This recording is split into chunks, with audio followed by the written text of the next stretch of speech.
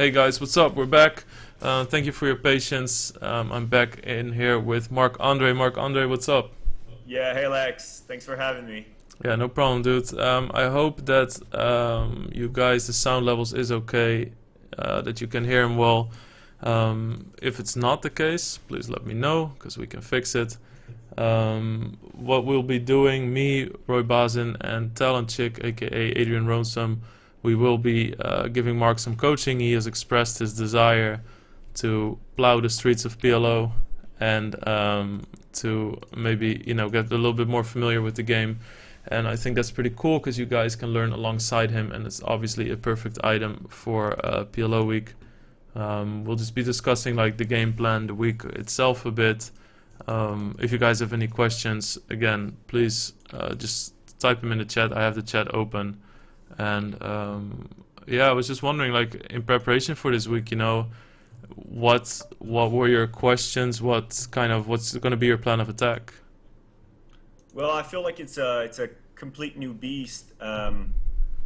Going from No Limit Hold'em to PLO. I'm really curious as to understand what are like the main things that people have difficulties with when transitioning from Hold'em to PLO. If there are some just obvious changes or mistakes that people face.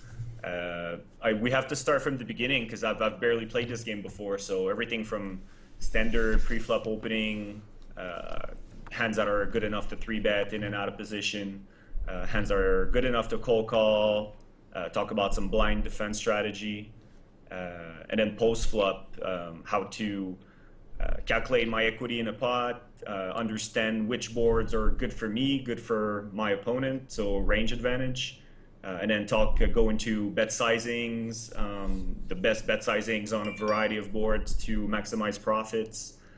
And then the plan is to practice all week and then play this high roller tournament on Sunday.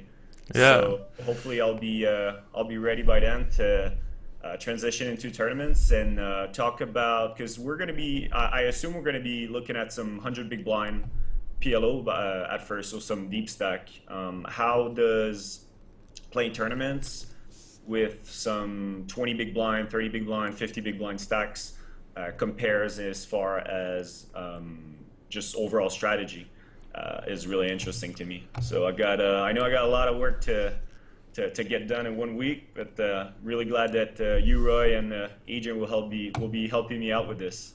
Yeah, sure, man. It's pretty exciting. I mean, guys, there you already have it. I mean, this is a guy, he achieved the highest levels in a form of poker, and that's how he prepares for the next one. I mean, that's why I'm always saying when I tell you guys, if you want to try PLO, spend a lot of time studying, thinking. It's not about all the hours and playing yet and winning money, moving up stakes, but just the way he prepares. It's just, what do I think the differences will be for PLO with Hold'em?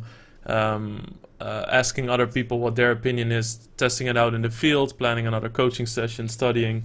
I think that's all really good stuff. I think all the points you mentioned are really valid aspects of PLO that we should be looking at.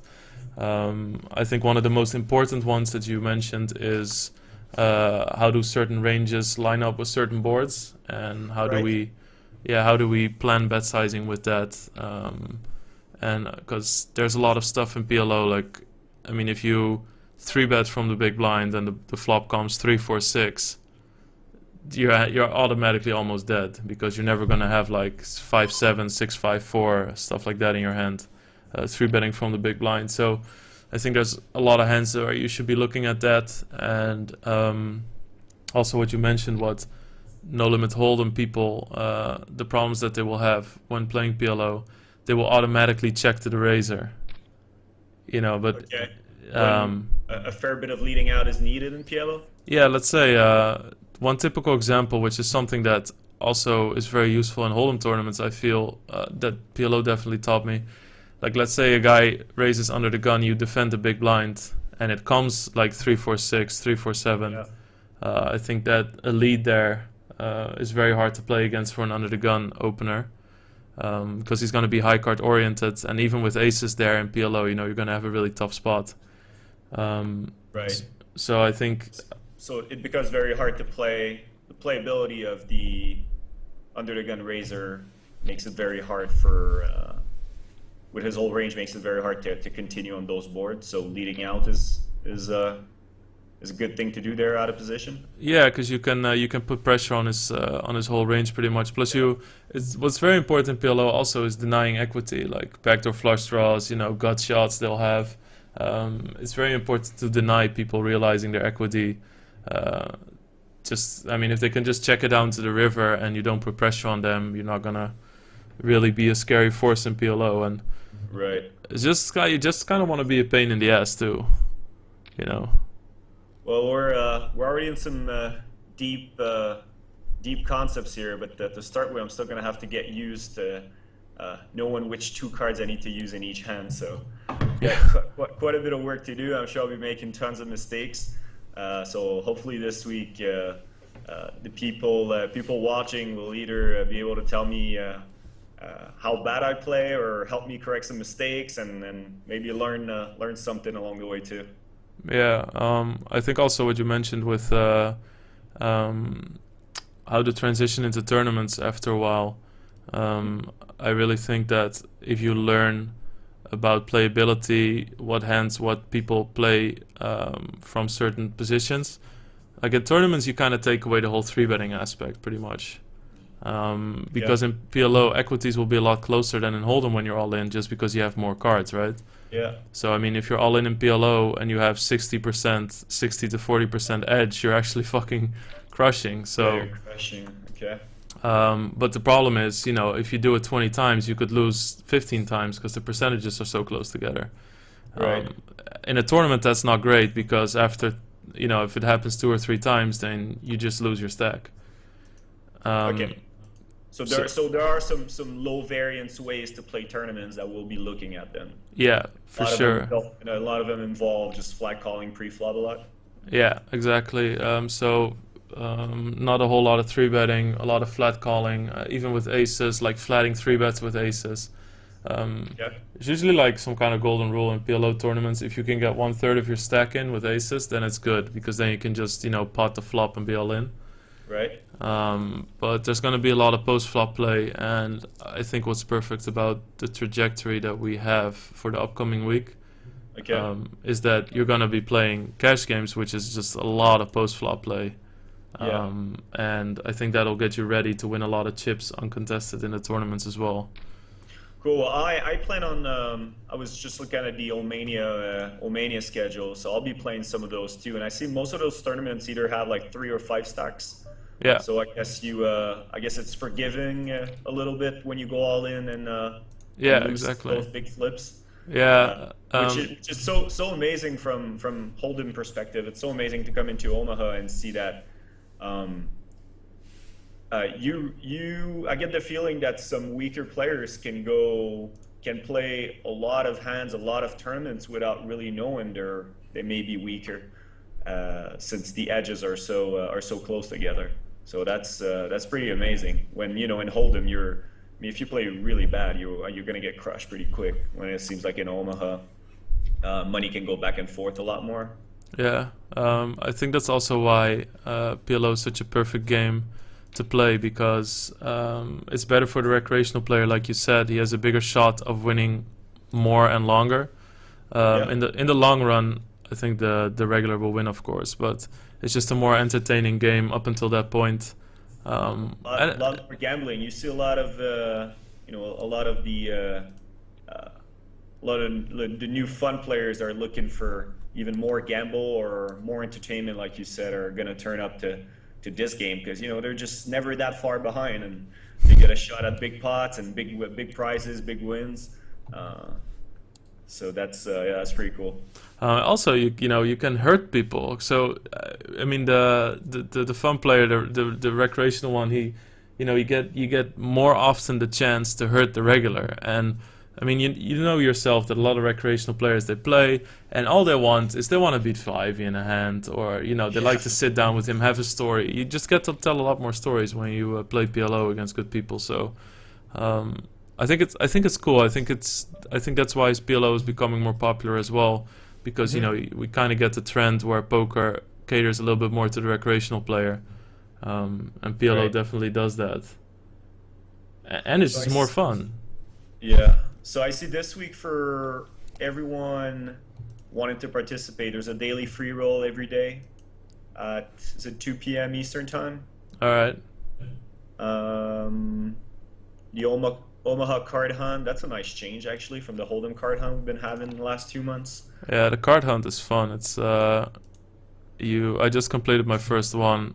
It's Okay. a sick bad beat. I got $1, but I mean it's a free roll No, to 5,000 yet, huh? yeah, it's a free roll to possibly $5,000, and Yeah. I think it's really easy to obtain if you just put it on in the back. You have to play 5 cent, 10 cent cash games or higher. Okay. Um, I think because you all you need to do is win with the highest card is a queen to an ace. And I mean, you play those hands a lot, obviously, in PLO. Um, Right. so I think that should be a pretty great addition as well. It's very low maintenance. It's very chill. Oops. What do Uh, you what do you suggest me to start playing then when I'll be playing cash games as a complete beginner? I would What always say stakes? that because you play pretty high in Hold'em, I would say that you a lot of like standard concepts of like general poker things.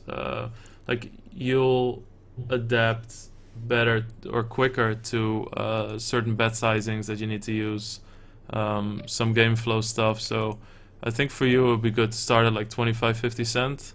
Okay, great. Yeah, so Um, this way it actually matters some too.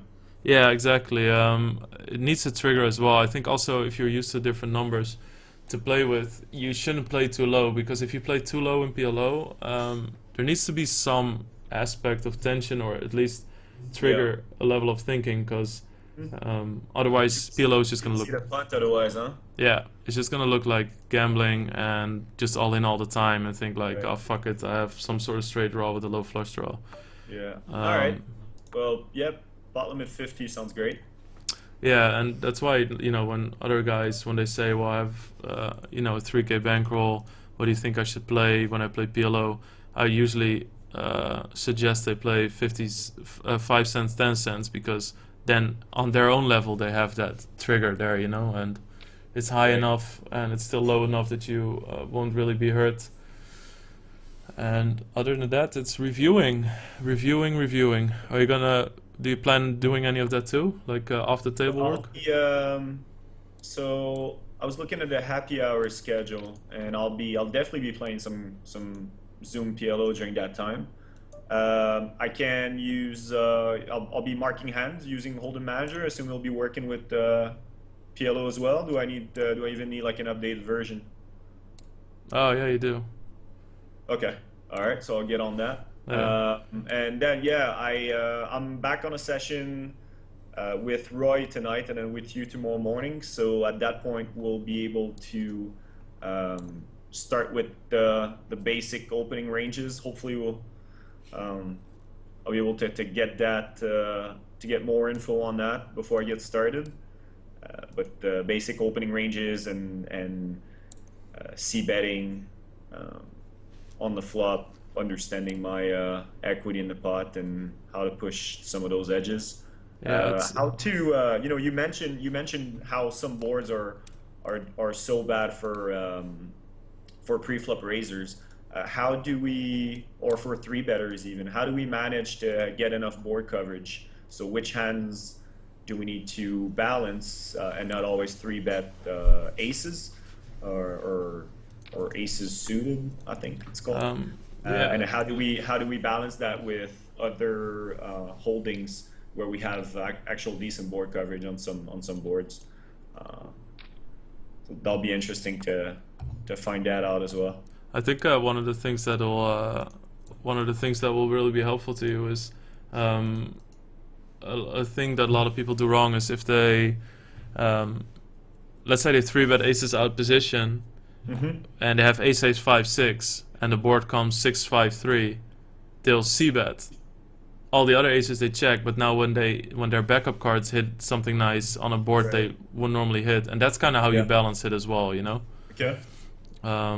So I mean your backup with your good hands, of course you're gonna have some some lower hands to have board coverage for those boards too. But usually it's just going to be your ace a 6-4, ace a 7-4 that kind of does that work for you. Plus, there really isn't a shame in to just fold. You know, I mean, if a board is horrible for you, just right.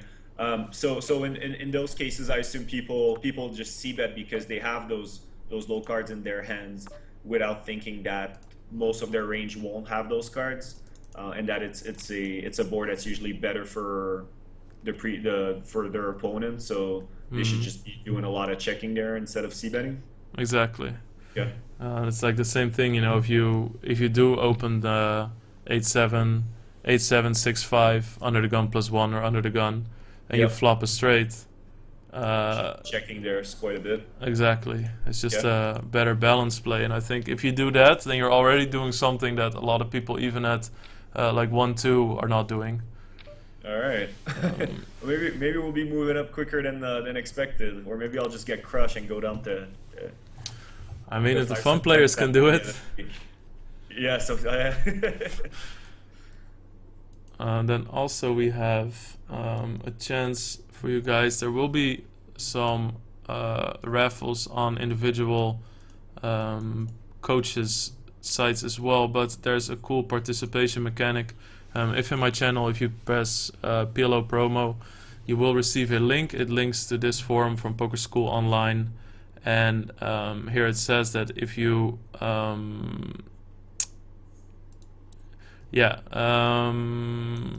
if you this is a different one. Alright, if you press PLO promo in the site, you will see a link to a forum topic. On that forum, you will be able to ask questions. The best questions receive 5% of Marc-Andre's action, and also the best answers given. So this is just to create a back and forth. It'll make you think along, and I think if you think along and you ask questions actively, it'll make you remember more of what is happening this week, because there's going to be a lot of info this week, and if you don't really participate, a lot of that is going to drift away, and I feel this is the perfect chance for you guys to just enjoy the show and learn some PLO. Well, people will get a chance. As you said, I'll be getting ready for that 1K tournament on Sunday, and people will get it. We're giving away 75% of my action total through your stream and Roy's and Adrian and myself and Poker School Online. So a lot of people, 15 people, will be able to get their hands on the low 5-ball there, and hopefully sweat some money. Yeah, I mean, that's pretty crazy, because that's gonna be a really nice first place. And I mean, obviously, again, it's something you win. It's a free roll. You don't have to buy action. You just receive action if you participate. So you know, there will be also when we do review sessions. So now this is kind of just setting up the week, see what we're gonna go with, and obviously we're discussing Marc-Andre's plans. And the next review session, we will also be looking at hands from him. So we're gonna do like, oh shit, all right, we're gonna do like a no delay session where we just go over hands, and you know, the audience can also ask questions, and especially on a no delay chat, that'll be very easy to interact with. I think that should be really interesting. We're on a bit of a delay now. You got something going on over there still? What do you mean? I heard you mention earlier you may be in a tournament. Yeah, I'm playing a tournament in the back. I was playing that on stream. I was playing cash games today also, because normally I always do PLO Tuesday as well. So I was doing PLO Tuesday cash games and some just talking out loud about my thought process. But there's a lot of Hold'em fiends in my chat that, you know, they can't get enough of Hold'em. So I always have one Hold'em tournament running in the back. Right. Which I'm crushing. There you go. So you've been streaming almost exclusively Omaha, or you've been doing some Hold'em too during scoops? Yeah, so it's Hold'em only during scoop, but like the past 1.5, 2 months that I've been streaming, I always do a special dedicated day to PLO. But I knew that Omaha week was coming, so that's why, and I also had the tournament bug during scoop, so I wanted to to just only do Hold'em during the scoop. But now it's a week Omaha, and next week it's gonna be on Tuesdays and on again. Gotcha. You still up to those 24-hour sessions you were talking about back then? No, I'm getting old, dude. Well, me and you both. What are you now? 32. Yeah, I'm 33. At least you still have color in your hair, man. Look at my Well, fucking hair. I don't know for how much longer. Well, I mean, you're gonna start the PLO now, so say goodbye, you know? Yeah, that might happen there, huh? Yeah. I mean, PLO is a stressful game in a way because there's so much pressure, there's so many swings, and people have to understand if you play 1-2 Hold'em normally, and then you start playing 1-2 PLO. I think 1-2 PLO compares to about like 3-6 Hold'em, the swings. So Right. like 2.5 Zoom PLO, it compares to like I would say 10-20 almost Well, that's pretty big. Hold'em. So yeah, I mean, once you know it, it's fine. But people kind of just step over to the limit that they're used to playing, which Right. is Yeah, which you shouldn't. The just about my only encounter with PLO lifetime was after a few years ago, back-to-back Sundays. After I was maybe done earlier than I wanted to, I jumped in some 3-6 PLO and played for an hour or so with one tabling and not really knowing what I was doing. But it was I guess fun. It was fun enough to play for a little bit, but I realized pretty quick how clueless I was, so I just stopped it before I get hurt too bad. But Well, now we're that's- back at it. I mean, that's good though. I mean, at least I made the mistake too. Like you did, I jumped into 3-6, 5-10. I think after playing PLO for 2 or 3 months, I played 25-50. It's completely ridiculous, It's just, I mean, it's really dumb. But you notice it quick enough. Just all these spots where you feel like you're getting owned and you have no idea why. And it's going PLO always kind of like, why do I always have to fold? Because that's what it feels like. You're never finding enough hands to be calling certain spots feel exploited. How'd you get your start anyways? I mean, you had to be playing Hold'em at first, right? Yeah, I played Hold'em for about 7 or 8 years, and I started playing less and less. I would just play big live games that were fun and juicy, and I would play less and less online, and I wasn't really grinding anymore. And I kind of felt like I was done with poker, but I was only just done with No Limit Hold'em after like 6 or 7 million hands, So a friend of mine, Negrano, actually suggested to me that I would start playing mixed games. So I started playing 8 games, stuff like that, and then I kind of saw PLO, and then I just stuck with that. What year was that? That's like 4 years ago, I would say. Okay. Yeah, and then I played PLO for a few years. And now I feel like, I mean, amazingly now I'm actually in love with tournaments, which is bizarre, but Back to it. yeah. So I don't know. I think because you've been playing Hold'em for so long too. I think PLO could really do something for you where it just ignites. You have that feeling when you just start playing poker and you're just learning and it's really cool and new. And I think that PLO can do that for you. It makes you think about the poker rules in a completely different way. Yeah. I'm looking in the chat and people are talking about buying in 5%, and if Mark ends up losing, do we owe 5% of those losses? And I hope it's a joke and people understand here that it's a complete free roll. That you guys will get that you guys will get a chance to get 5% of my winnings in that 1K tournament, and no, nobody will have to pay anything up front. Yeah, exactly. Like you said, it's complete free roll. It's just kind of like create a bit of awareness. You might not realize that you like the game, and I think especially because this is just a very cheap. I mean, it's completely free to learn this way. If you just watch the streams. Well, I'm stoked. Yeah. I'm stoked to get that chance to have you, Roy, and Adrian teach me this week. And it would have been great to have it before Scoop, but now with the World Series along the way and some of those cash games out there, I may be putting that to use after it. So people also underestimate how valuable it is to just have at least some PLO knowledge in your back pocket. I mean, if a game, if a fun player sits at a game or a live game and people say, "Oh, we're gonna play round for round now," if you don't Right. know anything All about of a PLO, you're in sudden, trouble. yeah, it looks a little weird to have to sit out half the hands there. Yeah.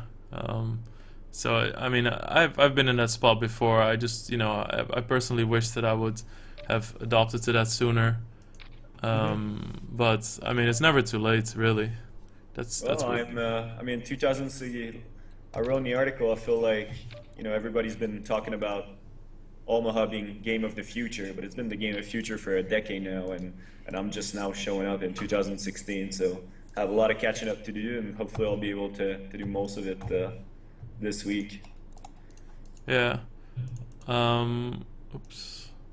Yeah. Sometimes Skype's messing up a bit, but should be fine. How many hours a day are you gonna play? Well, we'll be doing, I believe the plan right now is you and I will be meeting up again tomorrow and Thursday at 10 a.m. Yeah. And I'll be playing 1 or 2 hours in the afternoon, uh, and then have a session, another coaching session with Roy at 7 p.m. I think. Um, then do some stuff later on in the week to get ready for tournament, and then play on Sunday.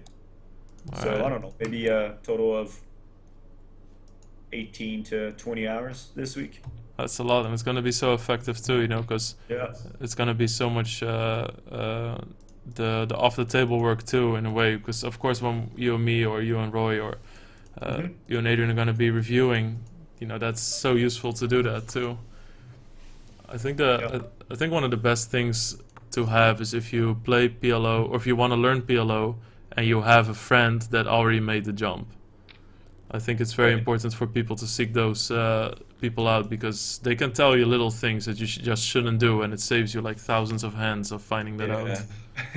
So yeah, there may be some things that you're doing that are counterintuitive, or that you should be doing that are counterintuitive, and to have someone, just like in anything, just to have someone to balance ideas and to get some tips from is a really good deal for anyone wanting to learn something. Um, so we've talked about what are you grinding when you grind PLO? I used to play mainly 500 Zoom. Okay. That's a Which can pretty. play pretty high. What do the swings look like winning, losing days? Could be anywhere like a regular day. If you would say I have a good winning day or a bad losing day, you would be Yeah. looking at like 6K up or down. Okay, so Uh, 12 buy-ins, yeah. yeah. If you have, I mean, obviously, like, if you lose like two buy-ins or win two buy-ins, I would Hmm. pretty much tell my girlfriend that I would be even, Right, okay. because I don't know. I've had really big swings, but it's also just the way you play too. I mean, I play a lot of hands in PLO, which is kind of nice because in a lot of spots where in Hold'em you can't bluff anymore, all of a sudden, you think, oh, I'm this crazy player, my image is shot, and then you play PLO and my friends kept telling me I was playing like a pussy and I needed to loosen up in certain spots and stuff, and I was like, what? Yeah. I feel like I'm firing, I feel like I'm playing some street poker over here, but they're like, no, dude, you really play weak. So then you start going crazy a bit, and you realize, wow, this is swingy, which again just proves that you really have to have proper bankroll management, discipline. So if you, as far as like initial tips or initial um, a way to actually learn pre even just the pre-flop ranges, um, anything you suggest, or should we go through some of the combos or ways I can get to learning that? I would say that pairs. One really important thing is pairs are not as good as you think. Okay. So that goes for aces. I mean, if you go all in with aces against a hand like, let's say, nine, 9-7, 9-7-6-4 double suited, or 9-7-6-5, 4, okay. stuff like that. Just like it doesn't even have to be hands that are completely rundowns, like that they're completely connected. Aces only have 56% all, versus that. yeah, all in pre-flop. So I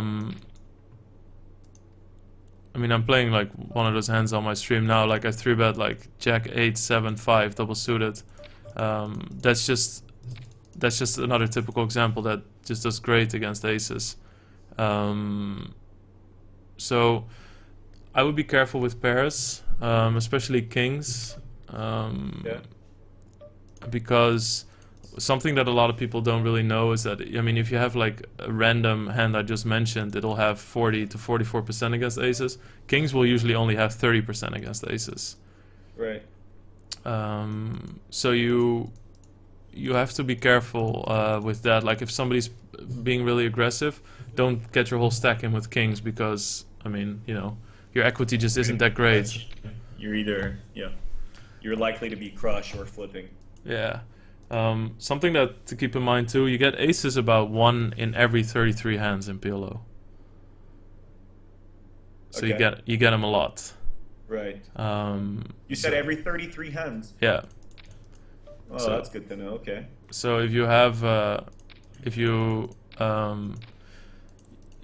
33 hands, yeah, because the chances you'll get aces is 3%. But let's say if I have one ace in my hand, that means that the chance that the other guy has aces is only 1.5%. So you cut it. Right, it goes down by a half. Yeah. Okay. Anyway, I would avoid overplaying big pairs. What I also still want to say about that is, if you do play hands like queens, you can't play them for overpair value. You play them for set value.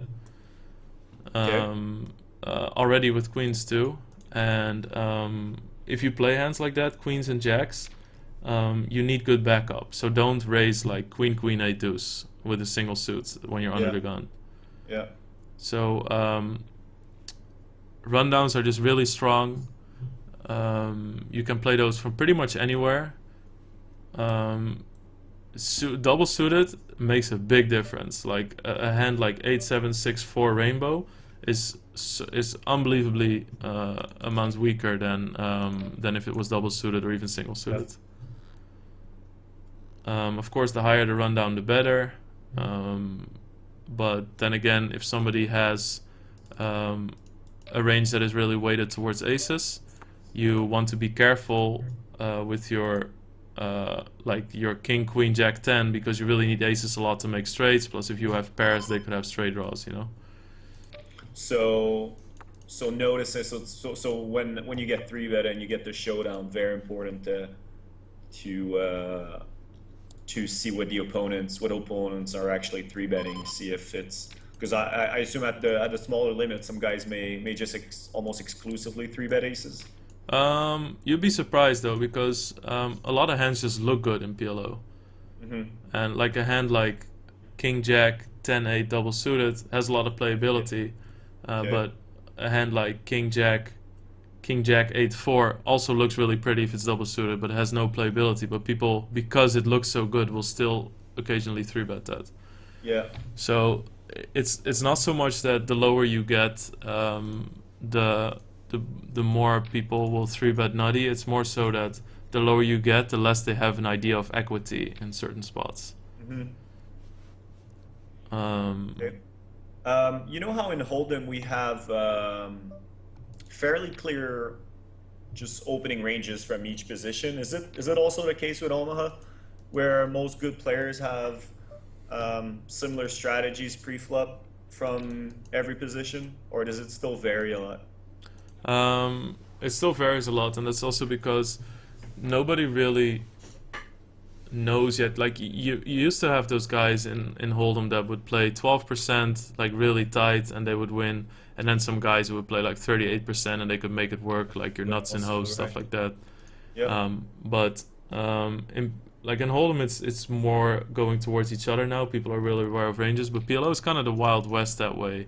There are guys who play 45% of their hands and they're one of the winnings players, you know, and there's people who play 22%. I mean, overall, people kind of say that opening 17% under the gun is kind of the way to go. Um, 17 under the gun. I feel 17. like I should be taking notes here. Ha! Where you get that? 17 UTG, right? Well, laziest student ever. You haven't written a single thing down. I'm getting started now. I feel like so far I've been able to. Where's my stick? I wanna like smack your hands. Yeah, I'm not gonna get it. Okay. All right. So 17% UTG roughly, and again, I have no idea what top 17% hands or playable hands are yet, but I'll try to figure that out. Yeah, you can find it somewhere, I'm sure. Okay. I don't know. I think if you start a little. Oh, one thing tip I can give you what's important too, or easy to work with is open pot under the gun. Yep. Because you're gonna have your tightest range there, so you want to get max value. They're not gonna be attacked a lot, so you know, calling 3-bets out of position and stuff. Okay. I would 3x, so 3 times the big blind from the under the gun +1, the hijack. From everywhere except button, I guess. Yeah. Okay. So from the hijack and under the gun +1, that's where you wanna 3x. And then on the button, I would pot again, because it's easy to call 3-bets in position. And also people are really defending very wide these days, so you kind of want to... So is the idea to get the pot bigger because you're in position? Yes. People defend anyway, so you're... Yeah, it's mostly punishing the loose defending strategy. Okay. Also, like, you know, if you open the cutoff pot, you're kind of easily to be exploited by the button, because the cutoff is going to have a fairly wide range. Right. And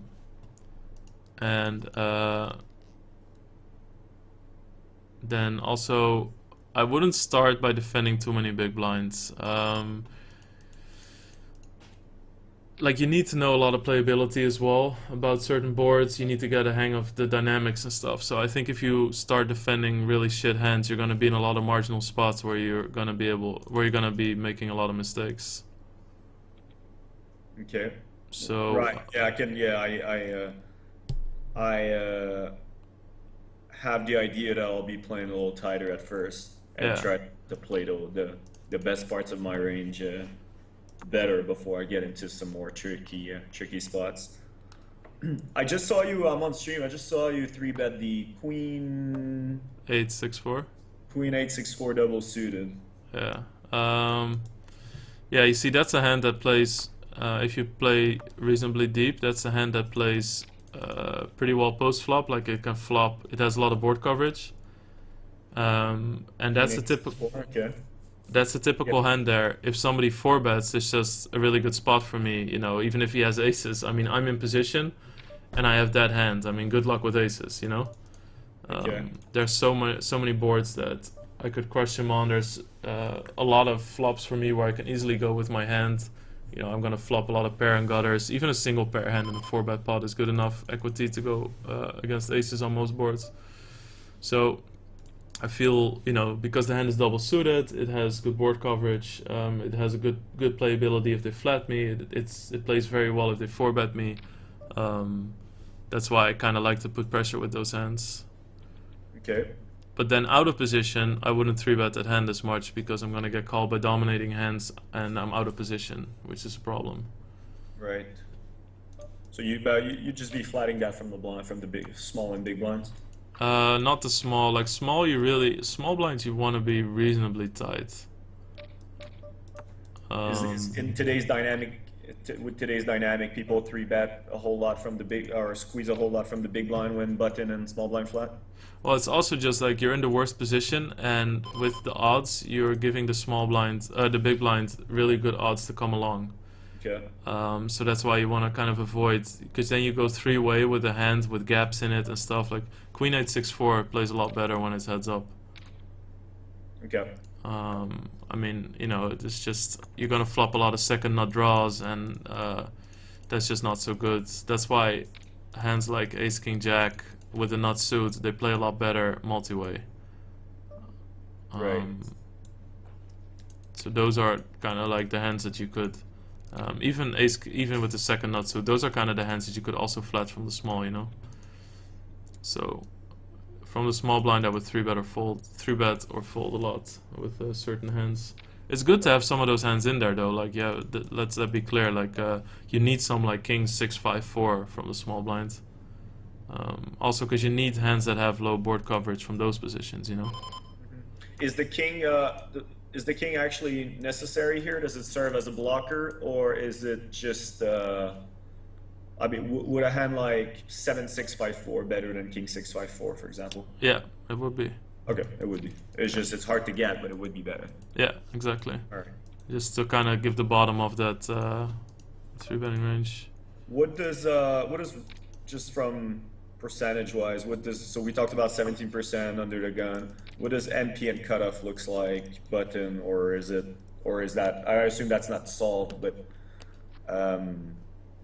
what is a opening range from the button looks like?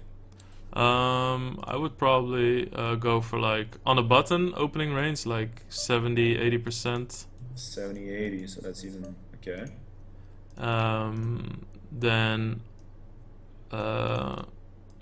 for like mid position cutoff, I would go probably around like 22. Like cutoff a little higher, like I would say 22 under the gun +1 and go for like 30-35% in the cutoff.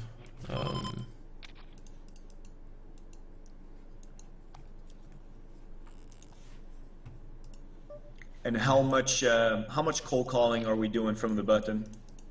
Flats are open. You want to be really nutty there, like because if people are three betting loose, then you know I would four bet those like 10-8 6-5 double suited type hands. I think there's if you get squeezed behind, or if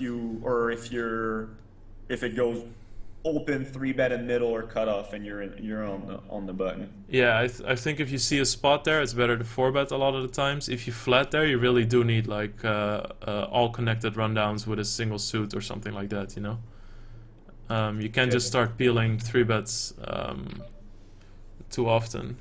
In position, it's a little bit better, obviously, than out of position. Out of position, I would recommend four betting even more, but you can get away with some flat calling in position. With some flat calling three bets in position. Yeah, but I'm not. I'm not recommended. No, it's not recommended. Also, because people are going to be three betting rundowns, right? And if you're going to be flatting, then you're going to be kind of flatting the semi-good rundowns, so you get dominated a lot. Well, I'm going to keep it simple at first. So if flex say no flat calling and no flat calling three bets, I'm not going to flat any three bets. That's more like it. Cool. Also, what people, a lot of the time, I think that's just a general learning spot. A lot of the time in PLO, let's say you c-bet, you raise under the gun, big blind calls, and you have aces, and it comes like queen 5-3, and you bet and you get raised. Mm-hmm. And then you think to yourself, oh, this is a problem spot for me. I need to work on this spot. Don't make it's kind of a hold'em mistake to just work on what to do against the bet. Yeah, versus just staying out of that spot. Okay, so by checking back. For instance, sure, yeah, that would be a solution. You know, okay, I get attacked on these boards, I can't really continue, I need to check those through. Just using it as a bluff catcher? Yeah. You know, just like a pot control way, taking some possibilities away from other people. Just because, you know, even though in Hold'em Queen 5-3 looks insanely safe, if you raise under the gun in PLO, the only hand that you have that hits that board is pretty much queens. Yeah. So people have a really easy raise spot because you're going to be one paired a lot. What's your take? I'll just talk about different hold or types of holdings. What's your take on double pairs? The more connected they are, and if they're double suited, they're really, really strong. Okay. So, like a hand like 8s and 4 single suited UTG. That's just a fold. No, that's raise for sure. That's like a raise. So anything that's double paired then. Yeah, anything that's double paired, you can most of the double pairs you can raise under the gun. I don't know if I would go for the 7-7 deuce deuce offsuit. Right. But I think for sure the ones that can make straights are strong.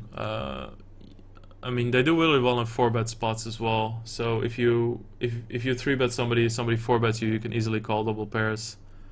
Okay. Just to give you like they're more strong than people think. For instance, if you have 8-8-6-6 double suited, and two people go all in with random aces, you'll have approximately 40% equity 3-way.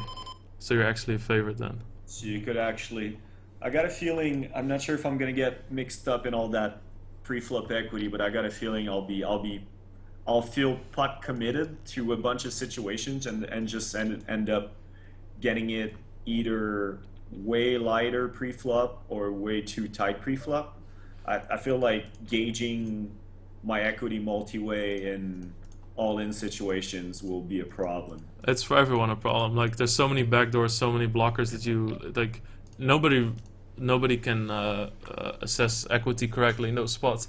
You kind of just have to know stuff like that. You know, just look back and you see, oh shit, I have 40% against double aces. You know. Right. But also one thing, you need to also get mixed up in certain spots because if you let a lot of spots go, you're just bleeding money away. Right. Okay. So sometimes it's just, you know, you have to pick up your sword and fight. Cool. Is there any flat calling done in middle and cutoff versus UTG? Yeah. A mix of just hands that you're trapping with, possibly to 4-bet, and then hands that you'll be calling 3-bets. Are there hands that you're just gonna be folding to 3-bets? Not a whole lot. I think if you call an under the gun razor, like the button and the cutoff, even if it goes 3-way, there's a big chance you'll have position in the 3-way all in, and you're gonna play playable hands against under the gun anyway. So there's like a very small chance that you'll need to fold, and if you do need to fold, then you need to reconsider what you're calling under the gun with. Right. Okay, so it's likely once I call, I'll be peeling 3-bets and or getting it in.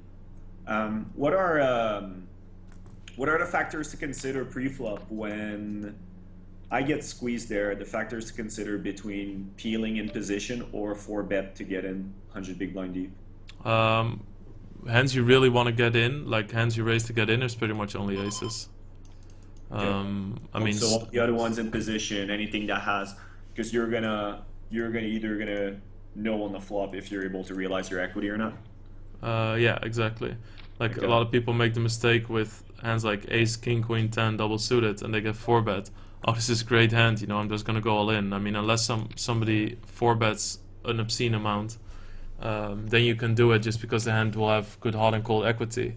Hot and cold equity meaning, for the watchers, that if you go all in, what's your percentage to win? If there's no more betting, like it doesn't take playability into account. Yep. But other than that, I mean, it's always better to watch to see if you have a favorable flop first. Like if you have 9, 8, 7, 6 double suited, you have one of the sickest hands in PLO. But I mean, 9. Say that hand again. 9, 7, 6 double suited. 9, 8, 7, 6 double suited. Okay. So it's completely connected. It's double suited. It's one of the sickest hands. It has insane board coverage. You know, but if you get 4-bet and somebody's really heavy in aces, he's still a favorite. So it's always better to just check out the flop. Yeah. Because I mean, on ace deuce deuce, you can get away from it. You know. Yeah. So there's going to be a lot more flatting 4-bets, even if you have a pot size behind. Yes. Than getting it in Hold'em. So that'd be an adjustment, right? Yeah. Where in Hold'em, when there's a pot size behind, more than likely, well, people will get it in. Yeah, exactly. It's not like I have jacks, whatever. I'm just gonna get it in. No, that doesn't happen in PLO. That's a good thing that you touched on there, because that would be a huge leak. That's why those pots go so quickly. You know, somebody 4-bets, you just snap call, because everybody knows what's going on. but it's just happening. You know, there's a lot of times where people. It's fine that everybody knows that the only thing you can have there is aces because you know you don't need to balance it.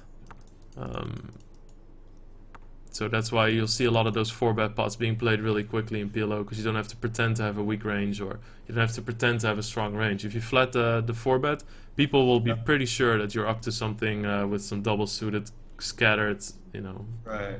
So it doesn't really under repping hands is not as big of a factor. Slow playing aces is not as big of a factor. You just want to push edges. Yeah, exactly. And not get in behind. Yep. Somebody's asking is tell me I really should show my notes to the camera. I'm actually a little ashamed of my note taking over here. It's been a good 10 years since I've been in school, and I don't feel like my note taking is up to par. But this is what I've got so far, and up to you to be able to understand what I'm writing here. But that's just enough for me to look at and to get a little clue what we talked about today. All right, we're drawing dead. I think that's actually also for now it's enough. I mean, your head must be swimming a little with all the info too. Well, I definitely have a lot. Definitely have a lot to think about and a lot to go back and for me just to start playing, get my hands on it will be the first step. Come back. I know I still have 3-4 hours of question even just for pre-flop strategy, but the best thing right now is probably for me to go ahead and play some and come back. I'll see you. I'll be seeing you tomorrow, 10 a.m. and then I'll be hopefully Roy will be able to do some of the work for you. So when I show up tomorrow, I'm not as clueless. He's gonna take the first hits. Yeah, he's taking one for the team there and taking the beginner hopefully to a level where we'll be able to talk more strategy tomorrow. Yeah, it sounds good. I mean, just write down mark hands also that you want to discuss. Even if you discuss hands with Roy, there's different perspective on things. Him and I are two completely different players, so it's good to discuss some problem hands with the both of us. It will also be fun, I think, for the viewers to see that we can have completely different opinions that both make sense in a way. Right. Yeah. I mean, I think that's it. I just wish you all the luck in the world. We're streaming here soon anyways, right? Yeah, I mean, I've been kind of destroying the tournament that I'll keep playing, but...